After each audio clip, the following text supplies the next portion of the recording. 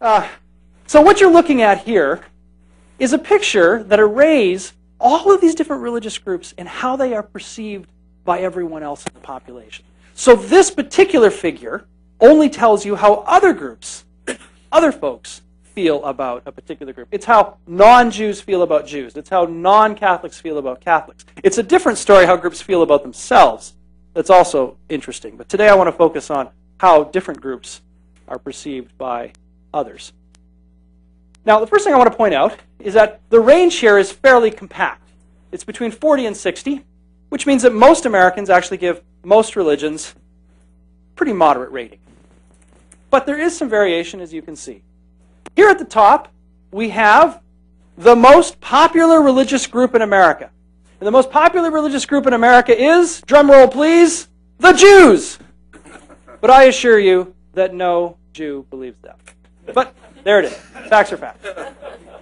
And you're going to think I'm just playing to the hometown crowd here, that I'm saying this because I'm at Notre Dame. But it's true that in second place, and very, very close to the Jews, so it's essentially a tie, are the Catholics. Well, we've got the mainline Protestants, and then we've got these other groups, and I'll get to those in a minute. I just want to note that it is a remarkable thing that Jews and Catholics are at the top of this scale, because even though we didn't do such hokey things as feeling thermometers 50 or 100 years ago, I assure you that if we had 150, maybe even 40 years ago, Jews and Catholics would not have been at the top of that list. In fact, it is because Catholics were not viewed favorably in 1960 and 1928, when Al Smith and then John F. Kennedy ran for the presidency, that they had to face voters' concerns about their religion. It was precisely because of that. But here they are. And why is that? That's kind of the puzzle, right, that we have, that we discussed in American Grace and that we might want to think about here. What happened to lead those groups to rise to the top? Here we have the evangelicals and people who are not religious. I think there's some great symmetry here. It's almost as though there's some sort of sense of universal justice, that the evangelicals and people who are not religious are viewed about the same. Somehow that seems about right. And then down here we have the least popular, if you will, religions in America.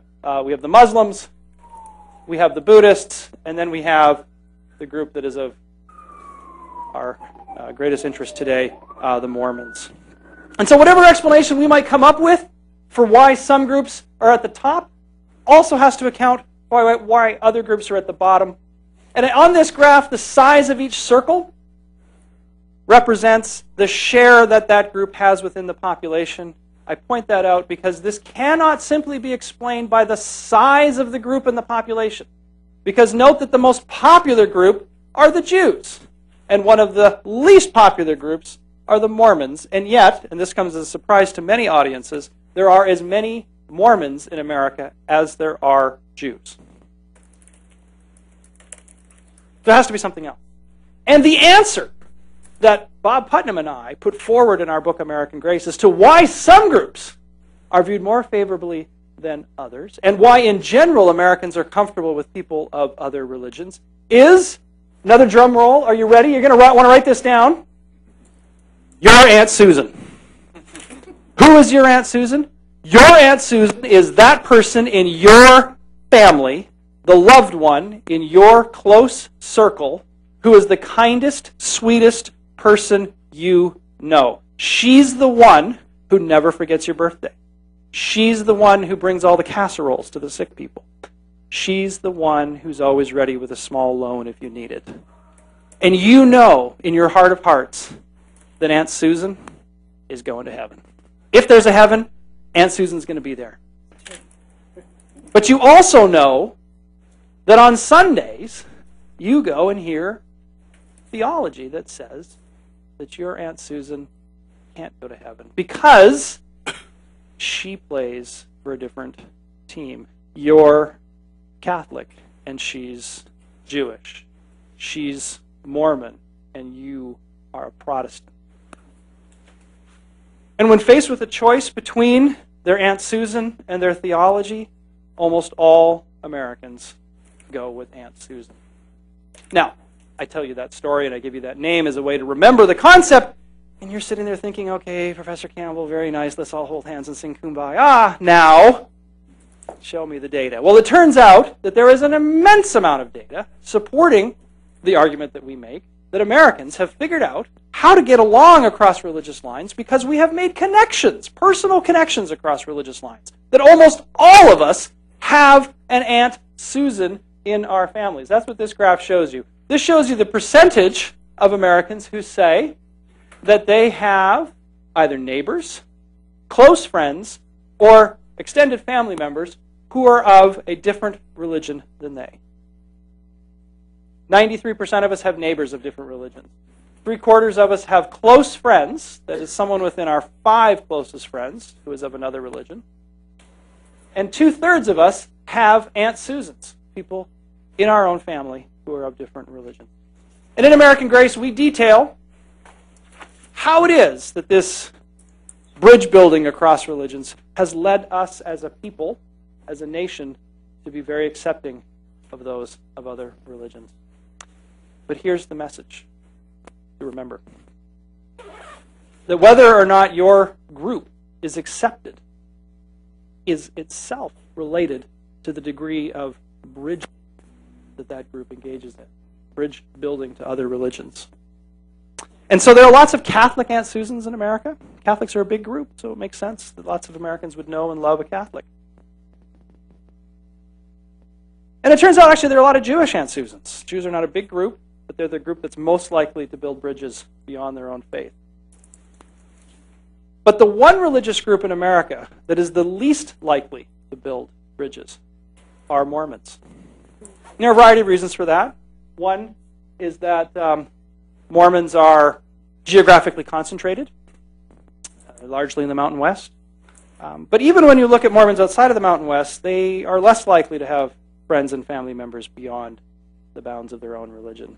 And that works against them in ways that Mitt Romney has experienced and is continuing to experience, and should he manage to prevail here in the next few months in the coming primaries, will continue to experience yet more. So that's the backdrop for what I want to talk about today, which is this comparison between Kennedy and Romney. Because where the Mormons are now, the Catholics were back in 1960, arguably, certainly back in 1928 when Al Smith, as was mentioned in the introduction, ran as the first Catholic candidate for the presidency. All right, so let's set the stage for Kennedy's run in 1960. The Gallup poll has asked Americans for many, many years the following question. If your party nominated a generally well-qualified person who happened to be, in this case, a Catholic, but they've asked the question about all sorts of different religious groups and other demographic characteristics, happens to be a woman, happens to be an African American, etc., would you vote for that person? In fact, it's interesting, they've asked this question, as you can see, going back into the 1930s when polling first began. And when they first asked it about women, I'm not making this up, the question was actually worded, if your party nominated an otherwise well-qualified person who happened to be a woman, I'm not kidding, that's how they worded it, would you vote for that person? We've come a long way. Anyway, these are the numbers for the percentage of Americans who say that they would vote for a Catholic candidate for the presidency. It goes back to when this began in the late 1930s. And as you can see, that all the way up through 1960, when Kennedy was running, we had roughly 25 to 30% of the American population who openly told pollsters that they would not vote for a Catholic for the presidency. Now, in those days, interviews like this were done face-to-face. You had to sit in your living room and tell the person who has just asked you about all sorts of things that you would not vote for a Catholic for the presidency. And we have every reason to think that that 30% was on the low side of the estimate, because a lot of people in that social situation just wouldn't have been able to bring themselves to say, I wouldn't vote for that guy because he's a Catholic. But in the voting booth, different story altogether. In other words, that 30% is a modest estimate. Could have very well been higher. That's what Kennedy was up against in 1960. But also know what happened. He's elected, and we see this jump up, and then it stays high. It never comes back down. What I'd like to do now is play for you a clip from a speech that many of you have undoubtedly heard of. From 1960, John Kennedy, running for the presidency, faces a group of Protestant ministers in Houston, Texas. This is September 1960, the heat of the presidential election. Because of that, 30 or so % of Americans who say they would not vote for a Catholic for the presidency, Kennedy figures, I need to face my quote-unquote religion problem. He does so in this speech, given truly in the lion's den, where he meets a very hostile crowd. In this talk, I don't have time to go through the whole speech, and I certainly don't have time to show you the question and answer period afterwards. But if you're interested in this, I would encourage you to go online, search for this speech, and watch not just the speech, but the Q&A afterwards, where you can see the hostility directed toward Kennedy by these Protestant pastors, asking questions that I would suggest to you are not so far from the questions that are currently being asked of Mitt Romney as he runs for the presidency. That is, these questions were hostile towards Catholicism. The questions that Romney faces are often hostile toward Mormonism. So I'm going to play the clip, and then talk a little bit about it. Let me stress again that these are my views. For contrary to common newspaper usage, I am not the Catholic candidate for president. I am the Democratic Party's candidate for president, who happens also to be a Catholic. I do not speak for my church on public matters, and the church does not speak for me. Whatever issue may come before me as president, if I should be elected, on birth control, divorce, censorship, gambling, or any other subject, I will make my decision in accordance with these views, in accordance with what my conscience tells me to be in the national interest, and without regard to outside religious pressure or dictates. And no power or threat of punishment could cause me to decide otherwise. But if the time should ever come, and I do not concede any conflict to be remotely possible, when my office would require me to either violate my conscience or violate the national interest, then I would resign the office, and I hope any other conscientious public servant would do likewise. Now, here's what I want to point out about Kennedy's remarks there. Note that he says in that speech, I do not speak for my church on public matters, and the church does not speak for me. And then he goes on to mention a series of issues. Birth control. Once again, we're having a big debate over birth control in America. Divorce, censorship, gambling, or any other subject.